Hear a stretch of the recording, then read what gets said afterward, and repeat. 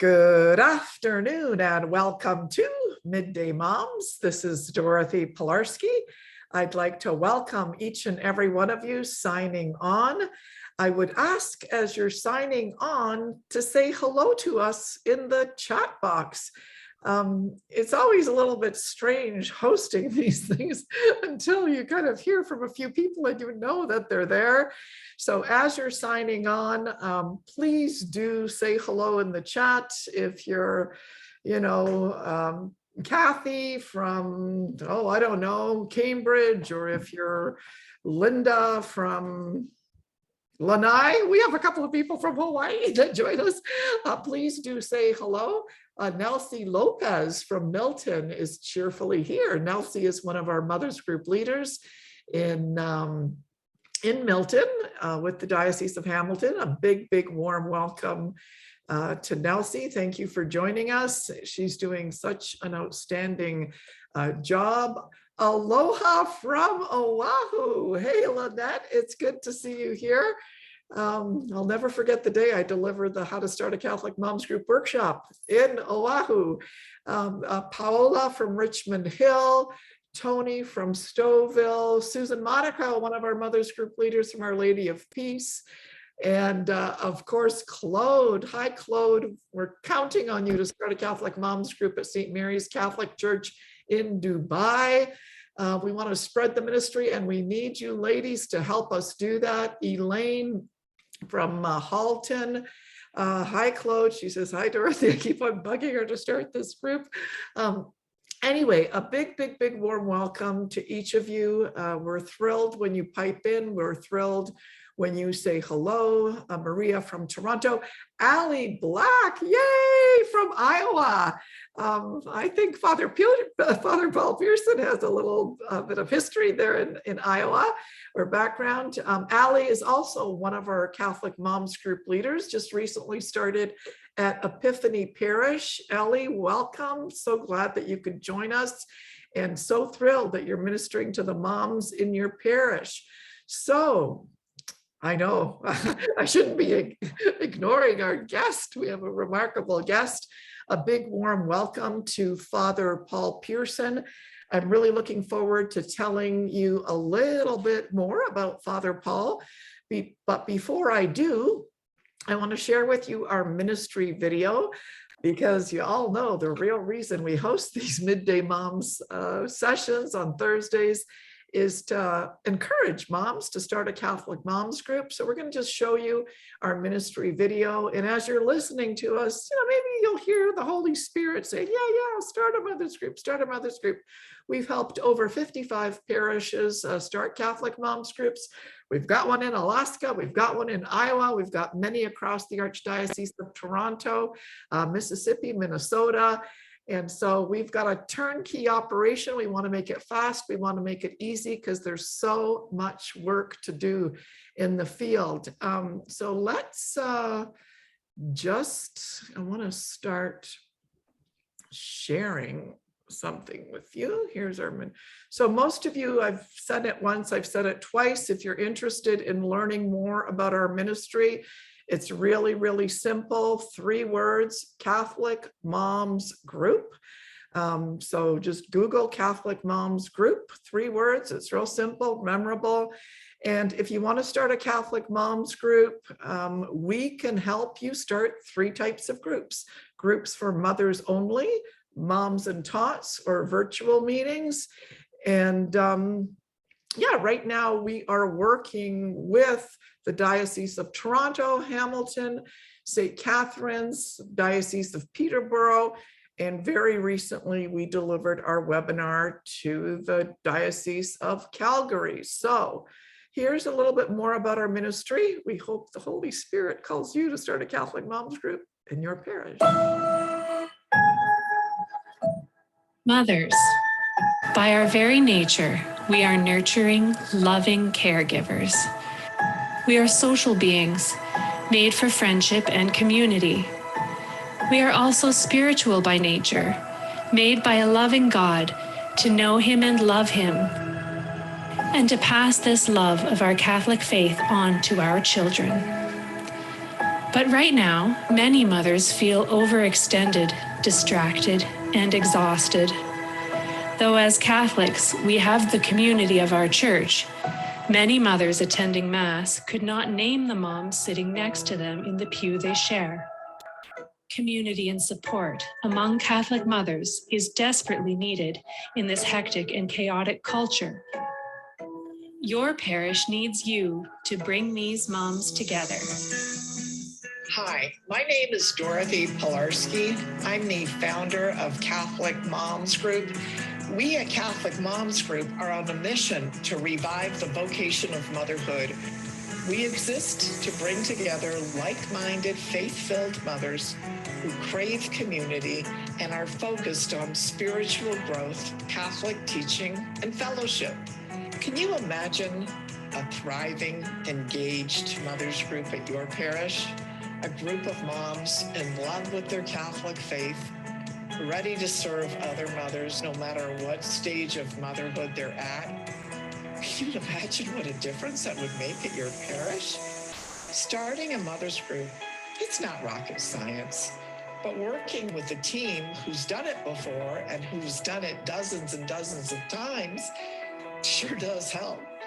The Catholic Moms Group membership site is an online community that offers training, resources, and dozens of tools for parishes to help them start a mothers group quickly and efficiently.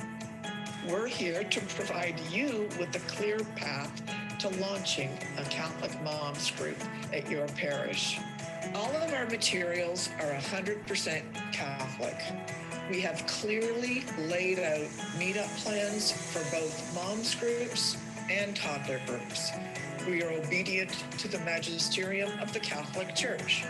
We have created dozens of tools that are going to save you time and energy. And besides that, we love our Blessed Mother. We constantly turn to her for her intercession. You can make a huge impact in your parish, so join us. We are revolutionizing the way parishes start mothers groups by providing parishes with a Catholic Mothers Group starter kit and by nourishing and training a community of Catholic Mothers Group leaders across the world. It's time to start a mothers group at your parish. Join us today.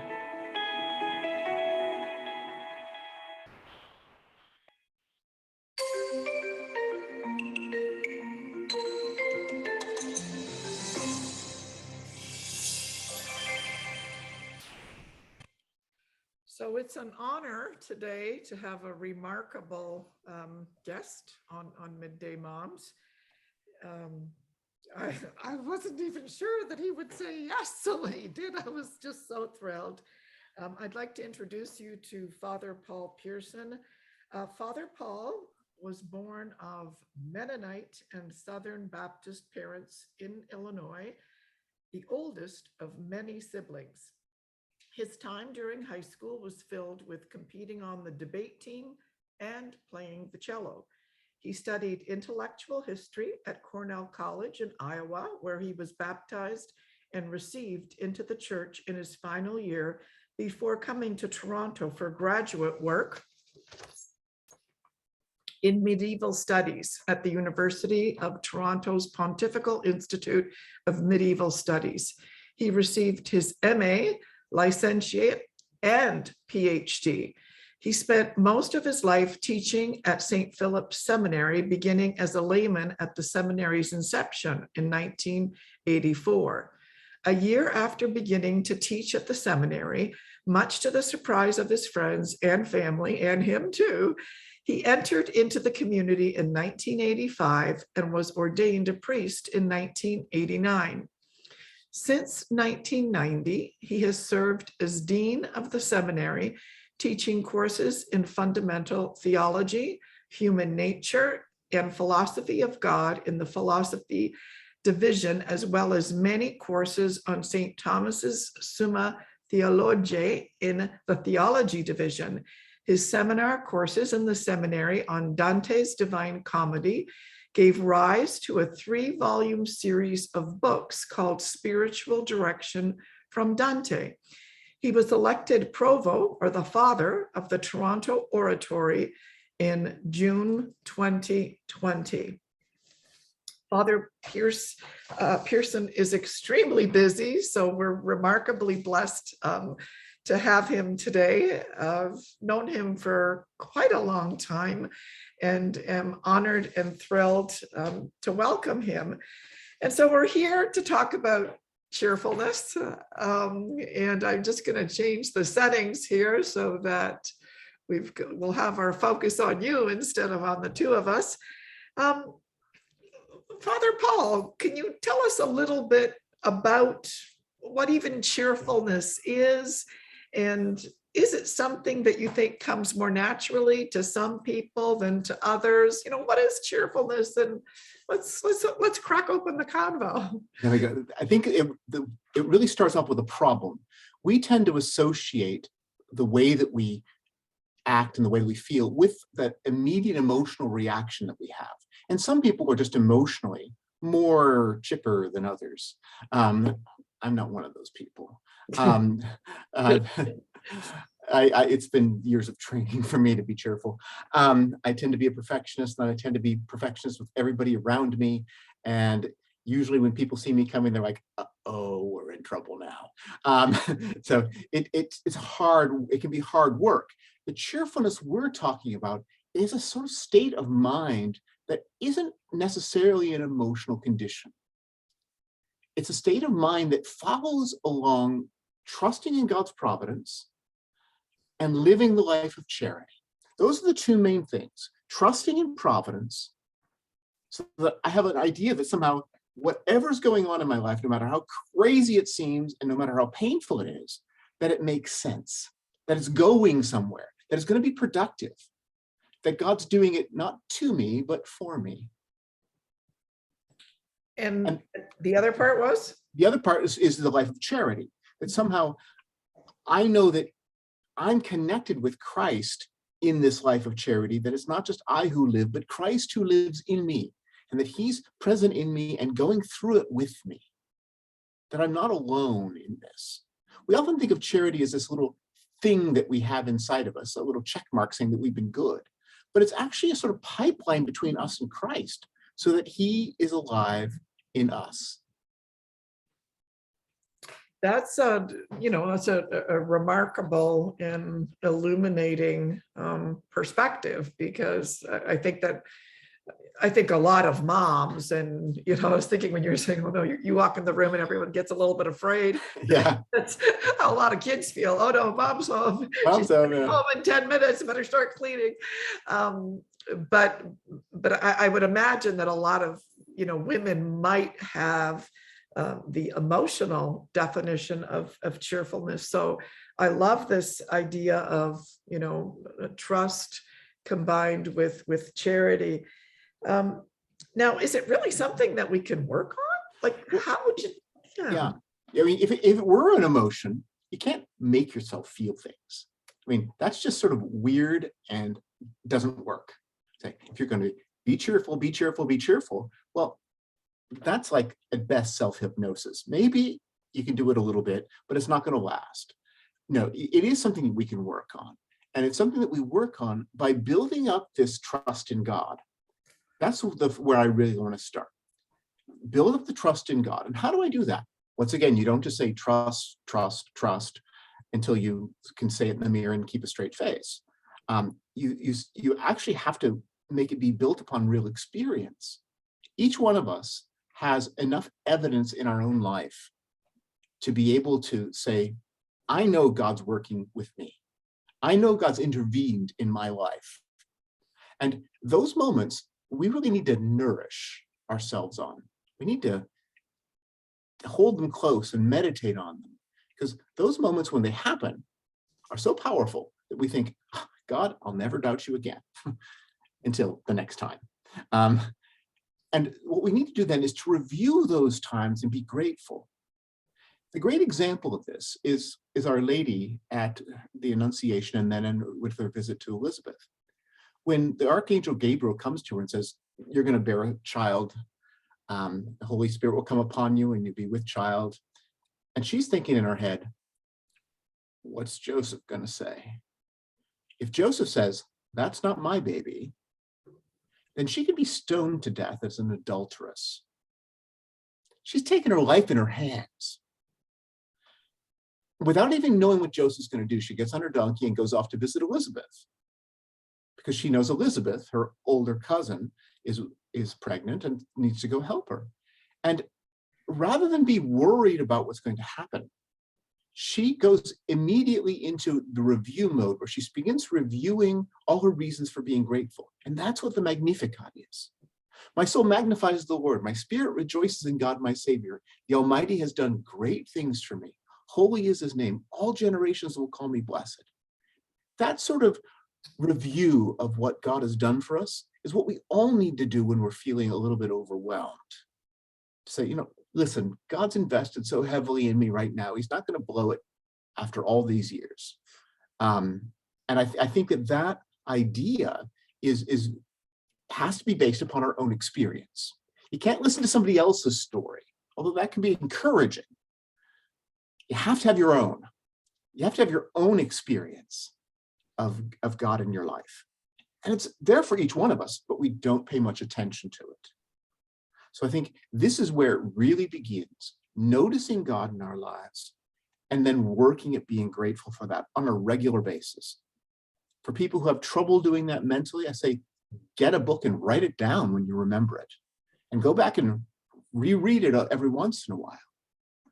It's very important that we have this storehouse of gratitude that we can go back to whenever we need to. So a takeaway for some of the moms here, because I'm very often saying, hey, you're not here just to feel good in the moment. You're here with a call to do something as a result of one of the sessions here. So one of the takeaways, moms, is, to grab a journal and start making a list of all of the times that God has interceded for you, and that which you thought was a crisis turned out to be a blessing. I was having a short conversation with my son, because he's interviewing for different, jobs in commercial real estate. And I said to him, you might get the job, you might not. The important thing is not to worry about it, but just keep moving forward. I said, I'll never forget the time I'm the type A, and I had the 15 things that I wanted to get done in a day. And I was on my way to the Bank of Montreal, and 1,001 things came in the way. And so I was late, and I was so angry at myself for being late and not being on time. And when I got to the bank was being robbed, and it was boarded up, and there's a police officer there. And I thought, oh my gosh, had I been on time, I would have been in the bank during the robbery. And I've got like dozens of stories like that. I actually keep a little gold envelope. And when something happens like that, in that gold envelope, I'll put some evidence of it, or I'll actually take a picture of, the moment to seize it. So I think it's a great idea, to take hold of those moments and trust. My mom used to say, there's nothing bad that happens that good, doesn't come of it. So I know that's only part of it. Any other suggestions, Father Paul? Well, I think the other thing is, since the other side of it was, from one side was trust in God, the other side was charity, is that if I am feeling down, if I'm feeling unconnected, I really need to make sure that the pathways of my heart back to Christ are wide open. And one of the first things we need to do is go back to the sacraments. When we're feeling up, we feel like going to the sacraments. But when we're feeling down, we need to go to the sacraments. That's when we need it. It's when we're feeling, I don't even know whether I should go to communion today. I feel just horrible. I lost my cool on the way here. I'm upset with my kids in the back seat. I'm not the sort of person who should go to communion today. No, in fact, you're the sort of person who needs to go to communion today. This idea that somehow being regular with the sacraments is a reward for my having gotten my act together means that you'll never be ready for the sacraments. So we really need to see the sacraments not as a reward, but as part of the solution to the problem. And that when we're feeling fragile, we need the sacraments more. And by that, I mean both communion, but also getting to confession. Because, well, we're all like this, but I think most women are more like this than most men. We're great at storing things away. And especially the stuff that we feel bad about, we regret. It's so easy for us to allow that to accumulate in our souls and to become this black hole inside.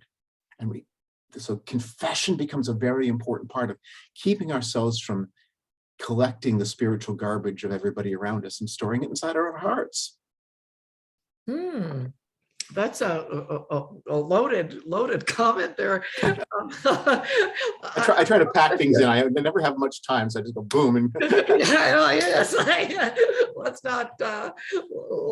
not mince words. So, I guess the other takeaway, moms, is in order to receive grace, we need to be a sort of clear conduit, right? And so if we're sitting on resentments and we're sitting on anger and we're sitting on unconfessed sins, it's actually blocking, supernatural joy. And so when's the last time you went to confession? I like to ask people, right? And so when you're feeling down, it's interesting too that you say that women have a tendency, and I know it, that sometimes because I'm a woman and I've done it myself, accumulating the resentments, and then sort of just letting someone have it instead of going to the confessional.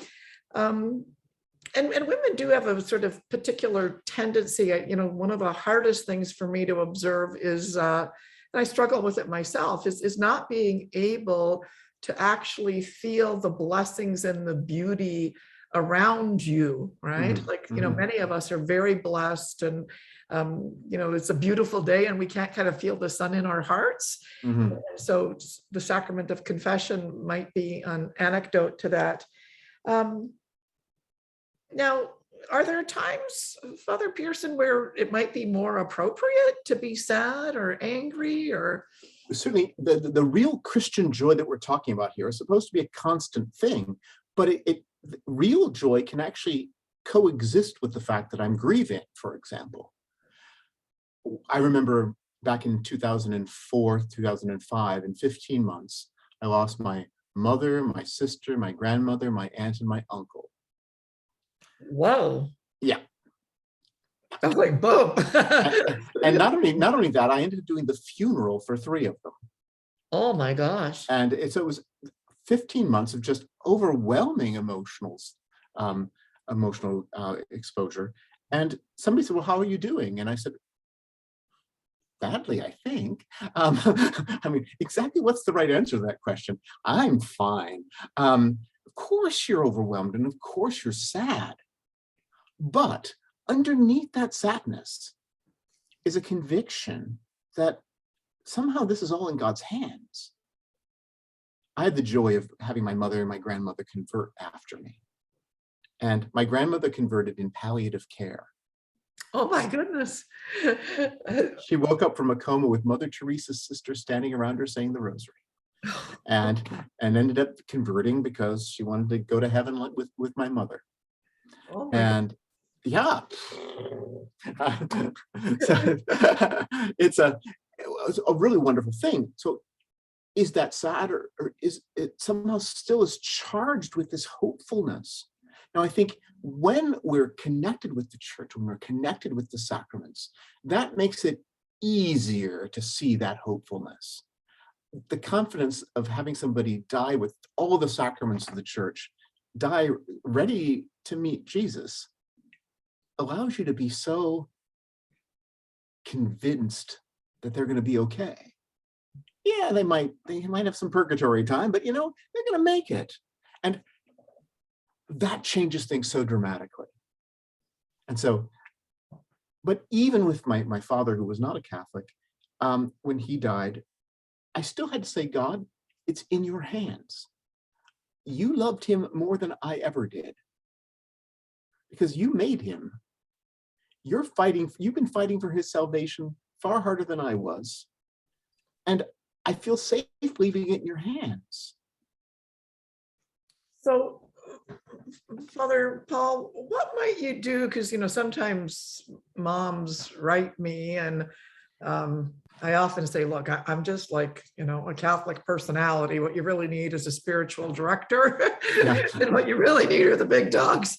I'm just here to encourage you to engage with the big dogs and to get a spiritual director and go to confession and all of those things. And, I've seen it over and over again. And just yesterday, I got an email, a mom is struggling with cancer. Another mom wrote to me and said, well, her, daughter, tried to commit suicide several times. And, the emails are coming and coming. And, well, how can I be cheerful? My husband just died. And, the only thing that I could do is kind of take example from my own mom. And Right. I was joking that she broke her hips. She was knocked down by a friendly dog in Bellwoods Park, and she had osteoporosis, and the owner left her there. And anyway, there we are in a merge, and my mom's, screaming as they're having to straighten her legs before surgery. Mhm. And she's like, Lord, I offer up my suffering for past sins. I offer up my suffering, and I'm like, Mom, can you offer some your suffering for my past sins? She goes, no, I have enough of my own. So of course I did burst out laughing in this Yeah. moment. Yeah. Can you talk about how we might use, real suffering and try to find the joy in it? And what can moms say to themselves? And Okay. First, there are three things, I think. First of all, and this is really big for moms, it's your job to take care of your family. And most moms take that extremely seriously, like seriously to the point of being pathological. Like it all depends on you. Well, God knew what a defective person you are when he gave you children.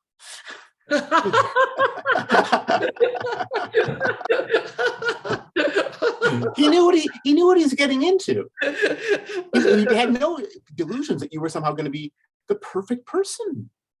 And so his plan from all eternity is for your children has included the defective you.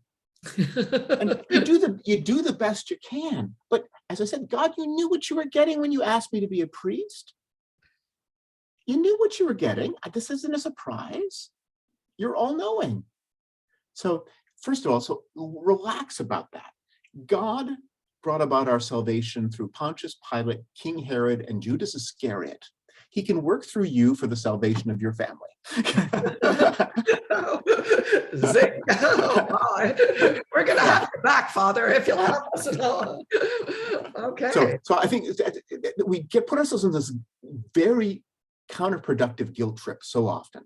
I've been a bad mother. I can talk to a mother and bring up being a bad mother, and I can reduce somebody to a state of tears in no time. It's the universal button for mothers. Mhm. I've been a bad mother. Mhm. And that is so ridiculous, to which I usually say, probably you have, but that's it's all part of God's plan. Just like my seminarians who call me in a panic the day before their ordination, say, Father, I'm not worthy to become a priest. And I said, of course you're not. And so, nobody ever thought you were. Nobody is. But God chose you anyway. And so we have to be peaceful with the mess that we are. Willing to move ahead. Peaceful with the mess. I got to write that one down. Yes. Okay. Yeah, so and that really is just an important part of the incarnation. Christ sort of entered into our mess and was willing to do that, willing to get in up to the elbows. And so really, you're going to get in the way of the salvation of your children? You think you're that powerful that you can stand in the way of all that grace? Of course not. I was brought up by a Southern Baptist and a fallen away Mennonite. And look, I ended up being a Catholic priest. God uses all of that. So first of all, calm down. When you start blaming yourself, saying, really, God can't work through me or around me? Of course he can. So that's the first thing. The second thing is when something big happens, especially something unexpected or something painful, say, God, I know that you're involved with this. I know that this is your plan. I don't have a clue what's happening, but I trust that you're doing something. And whatever it is you're doing, I'm looking forward to seeing how you make this turn out. I start looking for what God's going to do with it.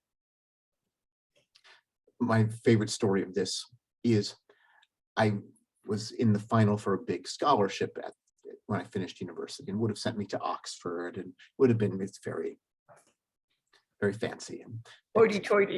yeah, very, very hoity-toity. And I made it to the finals of this, and had gone off to another town and was being interviewed by Supreme Court justices and state senators and things of that sort. And in the final interview, a state Supreme Court justice mentioned that one of my references had mentioned I just converted to Catholicism. And he started yelling at me. He said, "You could not be a historian. You could not be unbiased because you're a Catholic." And it just sort of went crazy. And I'm trying to answer, be calm and say, well, it's all, everybody has a point of view. And every historian needs to take that into account, and trying to be rational. And he just gets more and more upset the calmer I am, until finally the whole interview sort of falls apart and I leave the room. I didn't get it. Everybody in the room thought I got it. When they called a guy's name, they looked at me and clapped. But it wasn't me. It wasn't me. And afterwards, one of the people on the committee, one of the interviewers, said I should file a lawsuit with the American Civil Liberties Union for discrimination based on religion. They would all be witnesses to it. Mm-hmm. But I just become a Catholic, and I thought, God must know. God knows this is happening. God could have made it different, but he didn't. This is what he chose. And you know where I ended up going instead of going to Oxford? My second choice, which was Toronto. And look at all the lives you've blessed. Oh, Well, my. see, and I sometimes wonder what would have happened to my soul. I don't worry about the rest of you. What would have happened to my soul if I'd gone off there? And I think God knew what he was doing. He said, no, that's not good for you. You just go to Toronto. Yeah. Keep And see, that soul humble. but in one sense, it was this enormous injustice. Mm-hmm. It was so unfair. Mm-hmm. But God worked through that. Remember, our salvation came from the most unjust action ever. Mm. The sacrifice of a perfectly innocent person who turned out to be the second person of the Trinity, which is, when you think about it, sort of scary. That's how our salvation was brought about. So we obviously think that God can take suffering and turn it inside out. So our first reaction as Christians need to be, God, what are you going to do with this? Because God's like the perfect recycler. He takes suffering and injustice and turns it into something for you. My favorite passage from the New Testament is Romans 8:28. All things cooperate unto good for those who love the Lord. That is a perfect example of this. What looks like is happening to you, when you see it through God's eyes, through those eyes of providence and trust that we have in providence, it now is happening for me. And that becomes a way of me being sort of peaceful about the whole thing. So the first thing we said was that calm down, not to take it all upon yourself. Secondly, to see what God is doing in the midst of all of this. And the third thing to do is to say, God, help me to be, instead of looking back and being focused on what went wrong, help me to look, because you're going to be opening a door. Help me to be responsive to you at the moment, because something's happening right now. And I need to have my antennae up. I need to be ready to be receptive, because you're ready to open a door. And I need to be ready to walk through. Yeah, I think. Can I say two little things Yeah, here? please. One thing that I've caught myself doing, and I've seen a lot of other relatively women, but people doing as well, and it's kind of been an area that I've been trying to work on, is that, when an injustice does happen, so let's say, yeah, your husband leaves the socks on the floor for the 32nd time, even though you've had 32 conversations about it, or your son comes home later, like something happens that upsets you, Yeah. your daughter-in-law isn't whatever. A lot of women, or people, I should say, and myself included, in that moment, have a tendency to make a huge mistake, and that's to add personal sin on top of their sin, Yeah. rather than remaining a channel of love, right? Like, so someone upsets me because, yes, they behaved unjustly, and then I start dropping F-bombs, or I start slamming doors. And Mhm. so all of a sudden, a bad situation is worse. And now I'm the one that has to go to confession twice, right? Mhm. So can you talk a little bit about that moment, Yeah. that moment where we might be, Yeah. emotionally triggered or upset? We've had the conversation 800 times, my daughter-in-law isn't treating me the way that I want to treat, and then I start gossiping, right? Well, Right. so can you talk a bit about that Sure. moment? That's really important. It's a really important point you bring up, because we live, as I said, in a very messy world. And so the injustices, the things that aren't the way they're supposed to be, are going to happen all the time. We just got to get used to that. That's just the facts. So if you're going to allow that to veto your happiness every time it happens, you're never going to be happy. If you're going to wait for the world to treat you right before you can be peaceful, well, wave any sort of Catholic joy bye-bye. It's just not happening. You have to be able to be joyful in the midst of the mess. And so the first thing we have to do is to say, my emotional reaction to all of this is somehow still my choice. I have to take ownership of that and say, when I throw a hissy fit, who suffers? Well, to some extent, the person I throw at. How often do you do this entirely in your own head, or off in your own room? And you make yourself miserable. And this ability we have to inflict suffering, and you throw your conscience off, now you feel horrible, I have to go to confession, blah, blah, blah. You have darkened your own soul. Mhm. And we put ourselves in these positions where we are now feeling really fairly horrible. And if I had acted by letting go of those emotions, I wouldn't have been damaged by them so much. See, most of the pain we have is not just the evil that happened to us, but this toxic reaction that I've produced to it. Have you met people that seem to enjoy their resentments? Oh, they cultivate them like they're prize roses. Yeah. They carefully prune them and take care of them. It's like bonsai trees. Yeah. It's like resentment is an art form. It's an art form, but it's such a dangerous and poisonous art form. It is, and it's sometimes it's a bit bewildering, and I fall into it myself, and anyway, so I think that's important to remember, that your joy comes from God and grace comes from God.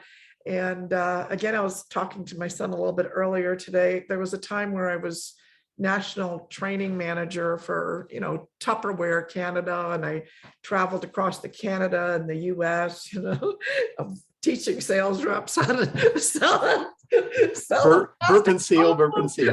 Yeah, they used to send me to all sorts of really exciting places to for the day. Do you want to go to Palm Beach for the day to train? So I'm like, sure, I mean, but I'll never forget the day that there was a new VP that came in. And, she called me in and she said, can we go outside for a few minutes? She lit up a cigarette and she started blowing the cigarette literally in my face and said, we're making a few changes and your contract's not going to be renewed, even though like sales were taking an incredible turn upward, and it didn't make any sense. And Mhm. of course I was enraged. We had just gotten married, and I was like, oh, what are we going to do? And it was funny. The upshot of that was I ended up getting pregnant, and I was trying to get pregnant and couldn't get pregnant because I think my body was under so much stress from the traveling and from, and so finally, when I lost the contract and kind of collapsed and cried and had my little, I finally conceived my daughter, Monica, which many of you know, right? Yeah, yeah. And so again, like my mom had this saying, "Nie ma tego złego, co na dobre nie wyszło." There's nothing bad happens that good can't come of it. And it is based in scripture. Now, Father, can you tell us a little bit more about Saint Philip Neri? Because it was actually one of his quotes inspired me to contact you and speak about this topic. So tell us a little bit more about Saint Philip Neri. St. Philip used to say that if he had to reduce his his plan of life down to just a couple words, it would be cheerfulness and obedience. And he thought, in the end, he thought long-faced saints, he said, we have too many of those. In fact, his real opinion was that long-faced saints who were sort of weren't really saints at all. Do that again. I like that. Yeah. They weren't saints at all. Because if joy is a byproduct of a life of charity, if you're not joyful, it's usually a sign that you're not being charitable. And so really, when you look at the saints, we look at Mother Teresa, look at John Paul, look at the people who we associate with holiness. And what do you notice about them? There's a certain there's seem lit from within. Mm-hmm. There's a joyfulness. Mother Teresa was joyful in the ghetto of Calcutta. I've been there. Said Mass at her tomb. It's a difficult and challenging place. And to smile every day. If they're at the mother house, if people would come down, there's a big staircase. And if people come down looking she would say, go back up to your room unless you can be cheerful. The poor don't need that. And for her, it became a requirement of being able to spread the gospel, that you'd be cheerful. So if it's really a byproduct of this life of Christ inside of me, this trust in providence and this life of grace, then it's always a bad sign when a Christian doesn't have this sort of background joyfulness. As I said, it doesn't contradict the fact that sometimes I'll be upset or hurt or grieving. All those things are true. But this underlying loving trust always makes us think, God's in charge. I'm a little kid in the back seat. And so again, I love the idea and just want to re-emphasize it, to moms that are listening here, is the whole idea that joy and suffering can coexist, you know. So you can even think, recently I was at a funeral, and of course everyone was devastated about the death, but they were, relishing and laughing about the memories of, the Italian mom that made everybody be there every Thursday, so that there was that, the sorrow and the joy. And some people, like I've met people too, that maybe, for example, they, lost a loved one 25 years ago, and they're still almost as if they lost that person yesterday. Yeah. Do you have any maybe tips for people like that are kind of dealing with almost like a chronic, I don't know, sometimes I just think it's a bad spirit that's sort of taken root in them? I don't know. That's a very difficult question, because I think sometimes that is a real emotional problem. It could be it triggers a sort of chronic depression. So it's sometimes goes beyond the limits of what's purely spiritual. Okay. So I think that's just sometimes the case. But I think to focus on the fact that somehow God has something special in mind for this stage in your life, that he gave you your husband, he gave you your marriage for a particular length of time, and that was a blessing. And now he wants you to use that blessing for this next stage in your life. And without taking anything away from the fact that this was something wonderful. And if somebody says, he was the love of my life, I won't be able to ever think about anybody else, then fine, then don't. But don't waste it. Mhm. You've been given something special. Use it. Use it.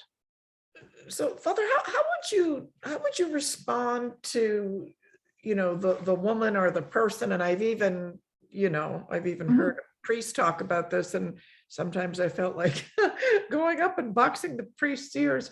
But he said something like, "Oh, that you're being a phony, like that you've got to be, authentic." And I was kind of like, I wasn't raised that way. I was raised, to put on the smile, and I was raised to mortify, whatever I might be going through. Everyone doesn't need to know about it, including my husband and sometimes my family, right?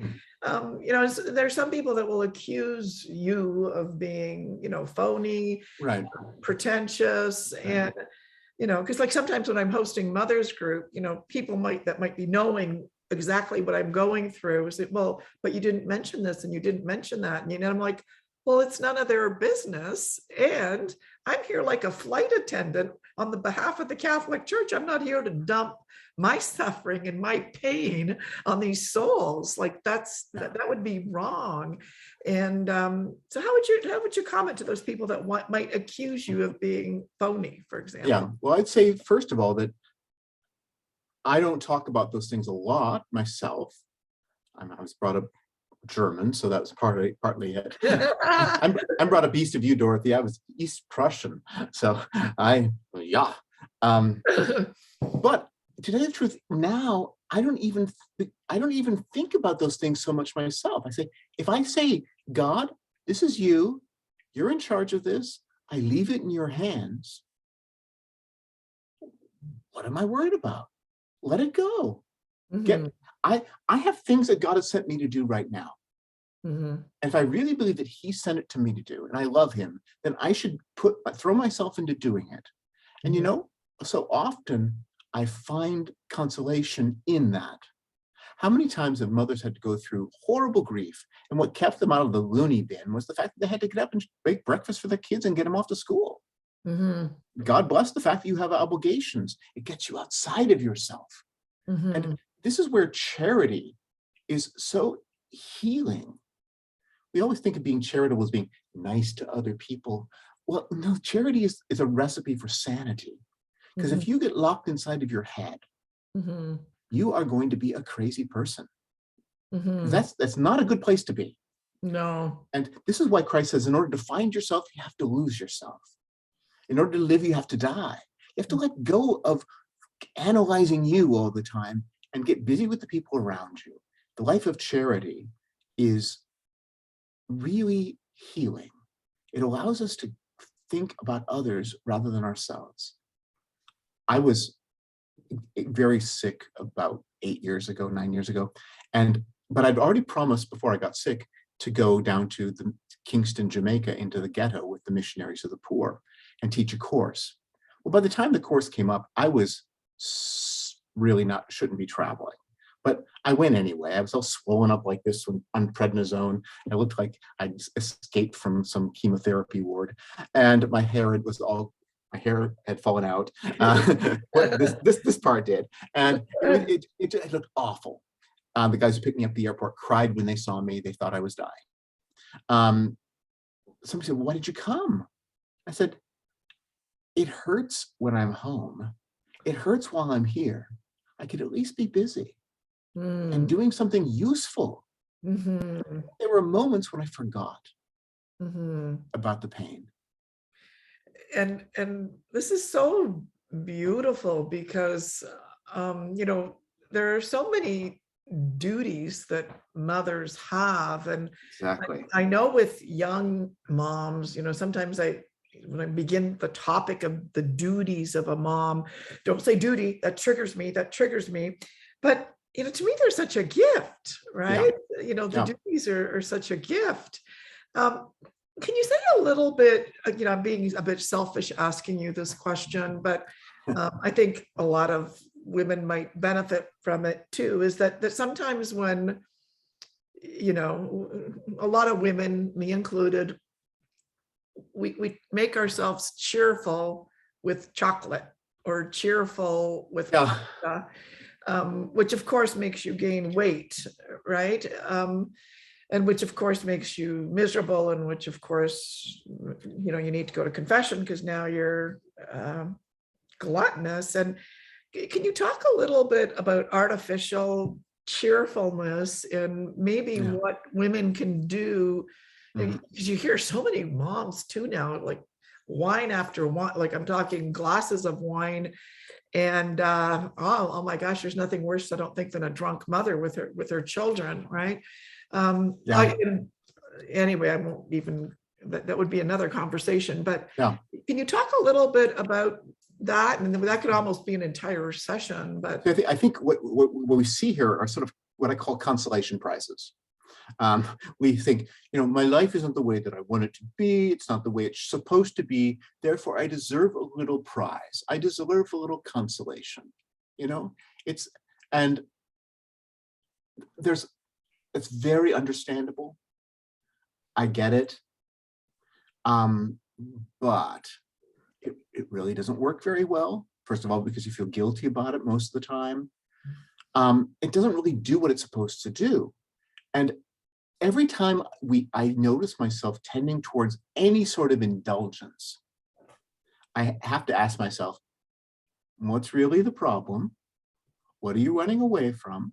And those questions almost always make me say, well, everybody is expecting everything of me. Nobody seems to be able to do a thing for themselves. I have to be, I've now run a community of 15. And I sometimes feel like a single parent of 15.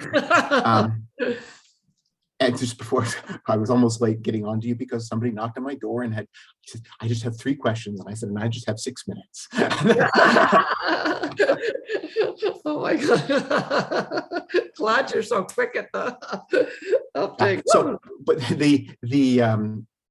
but I think we have to attack that, because I think that there's this underlying assumption that the life that God has given me is somehow this burden, this thing that is so heavy and really undesirable that I need to be compensated for it. This goes back to this idea of God doing it to me rather than God doing it for me. I think I have to trust that somehow the life that God has given me is helpful for me. Because to tell you the truth, God doesn't need you. God could have done this all by himself because he's all powerful. The only reason he included you in his work is to help you. So when I'm thinking about all the things I have to do, well, these are all the things that God asked me to do for my sake. Yes, I'm a busy person. I run a seminary, I run a community, but that's because God knows I run small countries in my spare time. So he knows I need a lot of things on my plate, and he gives it to me. But for the most part, if we just let go of the resentment about it and say, God, you're not doing this to me, you're doing it for me, and don't allow ourselves to indulge that resentment. I'm the oldest of 7. I grew up with a baby on my hip. My youngest sister was born when I was 16. My mother had fallen and hurt her back. She was in my bedroom overnight. I got up 3 times a night when she was a baby, when I was in 3rd year high school. And so I understand those things. I understand how overwhelming it can be. But I think my life has been changed by the fact that I have that. And my relationship with my siblings has been changed by the fact that I was able to give that sort of care. And I certainly know that my priesthood has been changed by feeling fatherly in that way. And I look back and think, I was so blessed to have had all of that. even though as a 15 or as a 16-year-old, it seemed a little overwhelming. Most 16-year-olds don't have to do that. No, they don't, but it equipped you in a couple of ways. I'm sort of getting a little sensitive here about the time. I don't Okay. want to, if we go a minute or two over, are you okay? Yeah, I'm okay with that, yeah. You're okay with that. I just wanted to go to the chat here. Okay, Yep. we've got Hi Father Paul from Linda at Nativity in Toronto. Hi, Linda. Hi, Linda. Great to see you. And then Tina, I'm in an Amish Mennonite county in Indiana. So welcome, Tina. Do any of you have any questions or any thoughts that you would like, Father Paul Pearson to kind of expand on? Because I feel a little bit selfish. I got to ask all of the questions, and you might have some questions here.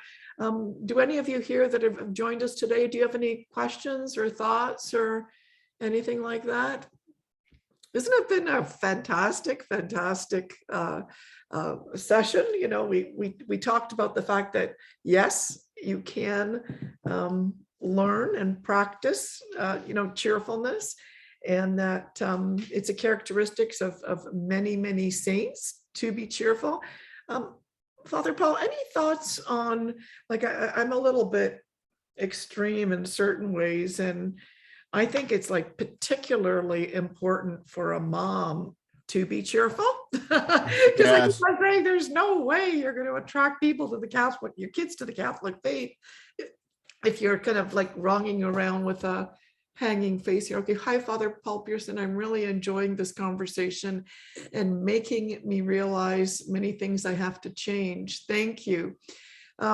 Please know, Anna and all of you, we offer a weekly mass for the intentions of all of the moms connected with the ministry. And we all need grace. And that's, one of the reasons we join is to actually be edified and work on those things instead of just kind of being angry. Eldora Harrison, I think, Eldora, you're from Edmonton, I believe. Oh, Eldora, I know Eldora. You know Eldora. Hi, Eldora. Question for cholerics, can cholerics be cheerful? I certainly hope so, since I probably am one. I think what we have to do there is to recognize that it doesn't all depend upon me. I think cholerics have an amazing gift of drive, and we have to make sure that drive doesn't become self-destructive. I want to use that, but I need to recognize that this is something that's just good for me, and it doesn't all depend upon me. I'm God's instrument here.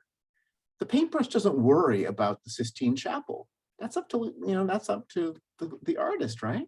It's Michelangelo's job, and I can just be free.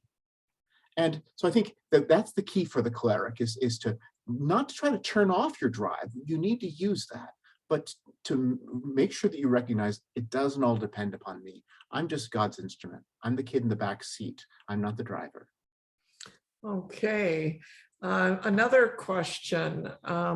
Please comment on how to help our husband in the context of what seems like overwhelming family stressors without our own moods being affected. That's like a complicated question.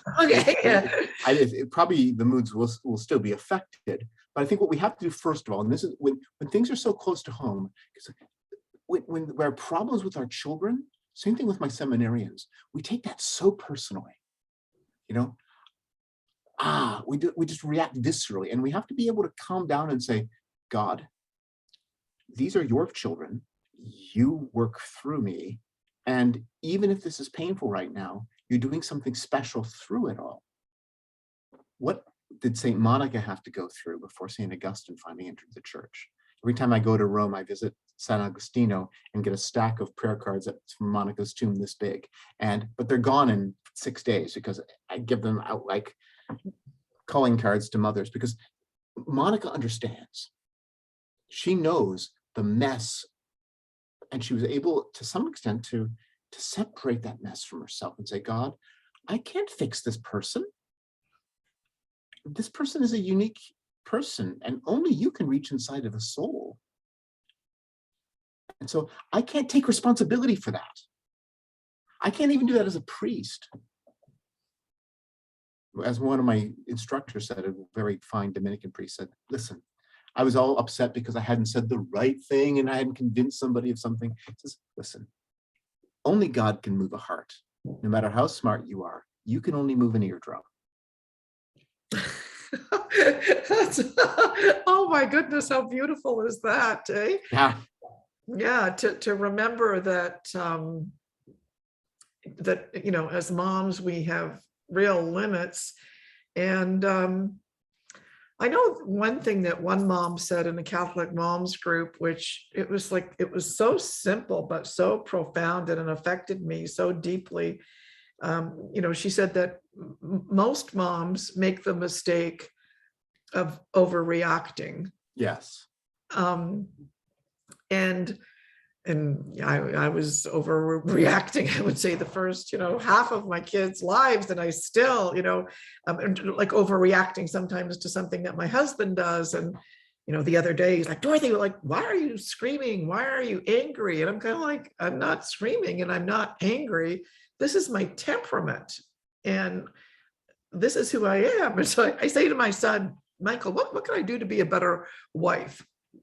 And this was in a car ride. I said, you know, I try and try and try, and I just, you know, we keep on. And he goes, look, Mom, Dad's gonna got the chill vibe. He's like the chill dad. He's like the chill. And you're like the running with the gun mom. He goes, so until the day you die, you're gonna have conflict, you know.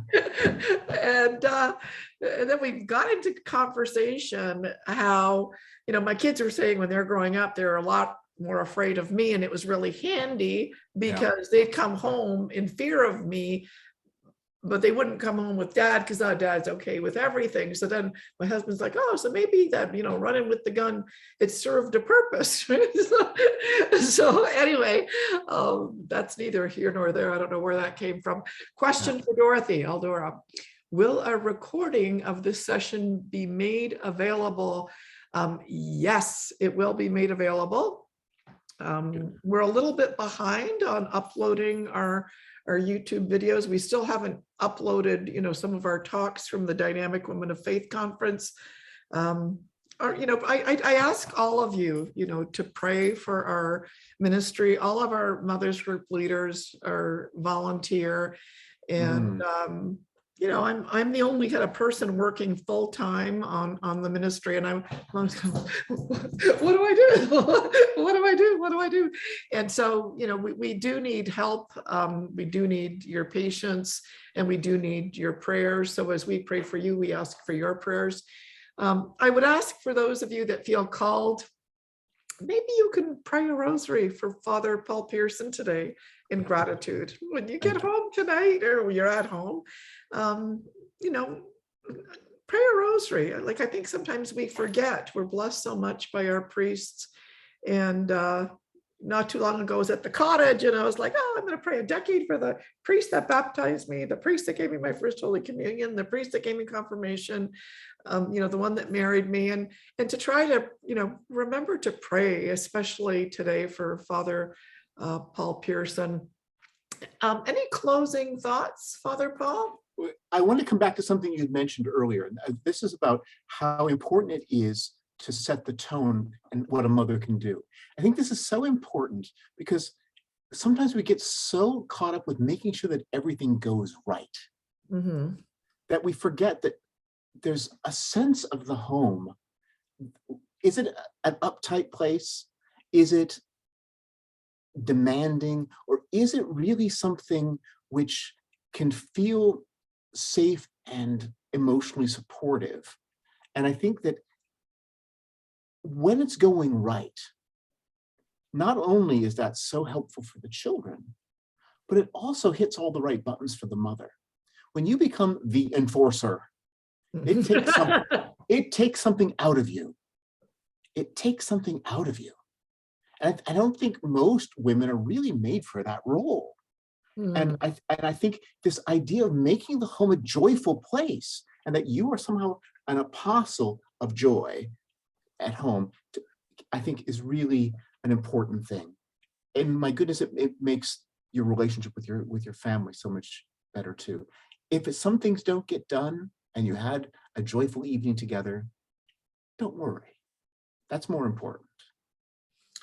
And it's so beautiful, because again, if our children never kind of feel our tenderness, or our children never feel our hearts, because we're so driven, choleric, angry, like, so, these are all things I've struggled with.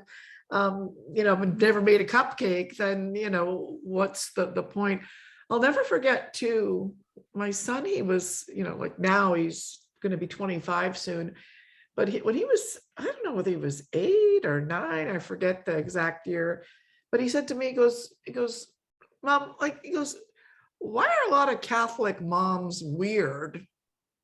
I was kind of like, oh, like, what do you mean? Like, because he's always been a very intelligent debater. And so part of me wanted to just overreact him. But I was like, oh, well, what do you mean, Michael? What do you mean weird?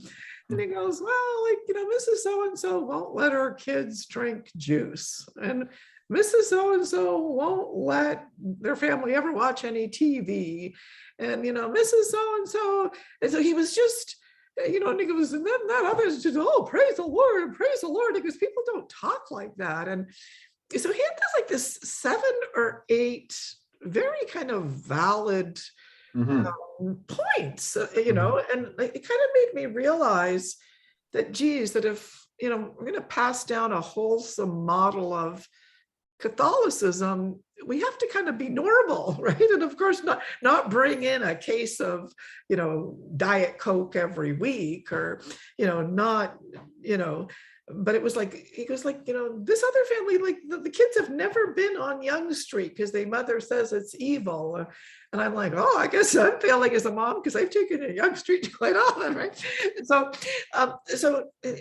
I encourage moms too to kind of like put yourself in the shoes of your kids, when it comes to Catholicism, and try to make it cheerful and try to make it fun. It was, one of the reasons why for like 2 years or more, I took my kids to daily mass at the airport, because we lived so close to the airport, and I had figured out where to park, where we could rush up, go to mass, and then rush down, and then watch the planes, right? Like, are there ways that you can kind of be Catholic, be normal and fun, and, in the world, but not of the world, rather than, Catholic moms should be different, but not different, if you know what I mean. Does that make sense?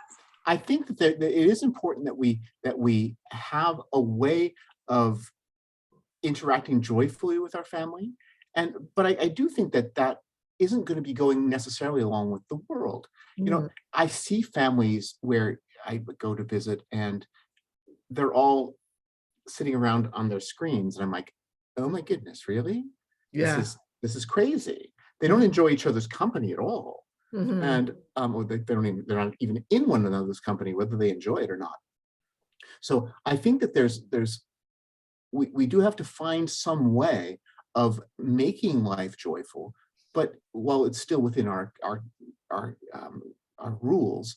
But on the other hand, I think we want to avoid thinking that somehow we live in such a crazy world. It's our job to be the gatekeeper for everything, because that just turns you into the enforcer. And I think that is a destructive role, not only for children, but primarily for the mother.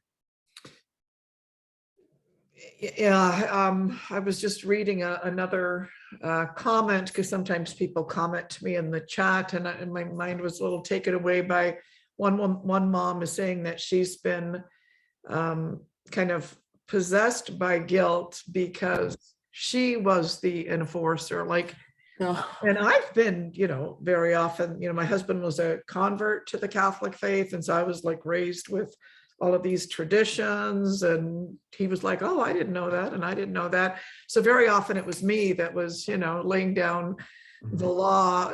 What might a mother do, instead of being the gentle, kind, and joyful one, that she was the family cop, or is there anything a mom can do to kind of reconcile maybe that feminist side to the side that she could have been, or because there's some guilt there? I think the first thing is to handle the guilt part, and that's to say, listen, it's not my job to do all of this. My job is not to be the Doberman for my children, and to Oh, I'm finding it that I'm too late. No.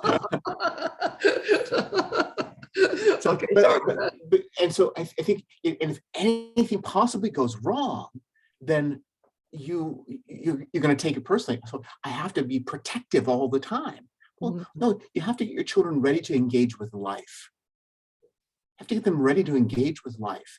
One mother came to me, and she had a toddler, maybe 15-month-old boy, and he had a bruise in the middle of his forehead. And she started explaining to me right away, well, he's just beginning to walk, and he felt like, listen, he's 15 months old. He doesn't have a bruise. He's not trying. and if you protected him from everything like that, he wouldn't learn to walk. And there has to be this balance between giving principles, but allowing them to stand on their feet and teaching them how to stand on their feet. Because sooner or later, you're not going to be there to be the enforcer. And it has to be internalized. It has to be, this is what we do. This is not what mom insists upon. This is what we do. And that's a hard thing. And I think if you put, first of all, the responsibility is burdensome. And secondly, it doesn't transfer. It doesn't transfer. As soon as they're out from under your wing, they go off and do crazy stuff. Yeah, and sometimes much crazier than you would ever imagined, right? Anyway, we could probably go on and on, because this is such a fruitful conversation. Someone's here is saying it's probably the best session we've ever had. I always say, well, we saved the best for last, So Father, do you have any, first of all, thank you. I want to thank everyone, for those of you that joined us today. Yolanta, oh, hi, Yolanta. Yolanta's been on the Mothers Group Leader team at Christ the King. Cheerfulness, cheerful people can trigger a chain reaction in other people to be encouraged and positive and cheerful. Ask a nurse who comes to your aid with a smile. So very, very, very true. Susan Monaco, thank you for this presentation. Very inspiring. You're welcome. So, Father, first of all, thank you everybody for joining us. Thank you. Father Paul, thank you for making the time. I know you have a remarkably busy schedule. You've got a course that's coming up that maybe some moms in the GTA might be interested in. That's right. We every year we have 1 week of catechism classes and now because of COVID, one of the blessings of COVID, you can come to the class in person, but you could also do it online. And even whether you're online or not, you can also then watch all the courses for 2 weeks afterwards. This week is the catechism. Next week, we're doing something on Saint Philip and sanctity. It's called People and Books That Begin with S, Saint Bonaventure, Saint Thomas. And that will be happening next week at the Oratory, and there's still plenty of room for people to sign up. We don't have a cap on the number of people to come. And you could find all of that at the Toronto Oratory website. So if people want, so what is the website? It's if you just Google Toronto Oratory, you'll find it. It's oratory-toronto.org.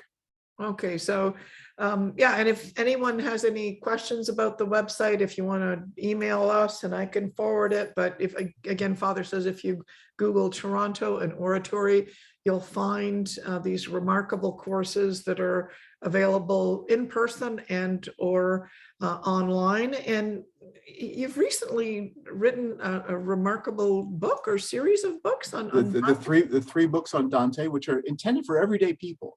And my sister's not even a Catholic, has read them. So the 3 books on Dante's Inferno, Purgatory, Paradise. And they basically just go through line by line almost and just talk in a normal way like we're talking now. Because there's so much there, so much really great stuff. And I would really hope that most people who have any sort of education at all would have access to Dante. They're afraid of reading them on their own, but they could go through it with me a little bit at a time. And I think it's something that many people have been surprised at how much they get out of. And where could somebody find these books? They're available here at the Oratory, but they're also available on Amazon. If you look up my name or Spiritual Direction from Dante. Spiritual Direction from Dante. Okay, ladies, we've got so many things to do. Need to get a journal and start taking note of all of those moments and meditating and reflecting on them. We need to get to confession to make sure that our hearts and souls are conduits to God's grace and we're not being blocked. We need to renounce the enforcer and embrace the gentle, joyful mom that creates a nurturing environment. We need to take a course at the Oratory. We will also need to pick up a book. Anyway, and pray the rosary. I'm giving you some homework. Now, I'm sure that the Holy Spirit is, calling someone to take the course. I'm sure that the Holy Spirit is calling someone maybe to start a Catholic moms group. Pray and ask the Holy Spirit why he had you attend this event. I know it's to help you grow in the vocation of motherhood. And I know it's for your edification and ours. So thank you for joining us. Any closing thoughts, Father Paul, before we go? I don't think so. I think we really have to trust in the fact that if we can let go of all this sense of unfounded responsibility, that we can be more effective. It's strange to think that by trying less to force things to happen, they actually happen better. I think that was like directly from heaven to Pilarski there. Thank you for that. And so, as I like to close, I'm so glad we had this time together just to have a laugh and pray a prayer. Seems we just get started, and before you know it, comes a time we have to say, mwah, mwah, mwah. So long, everybody. Thank you for joining us. Please pray the rosary for Father Paul and enjoy your summer, and don't turn to the cupcakes. Okay, take care. Okay, bye-bye, Father. Bye-bye. Bye-bye. Bye.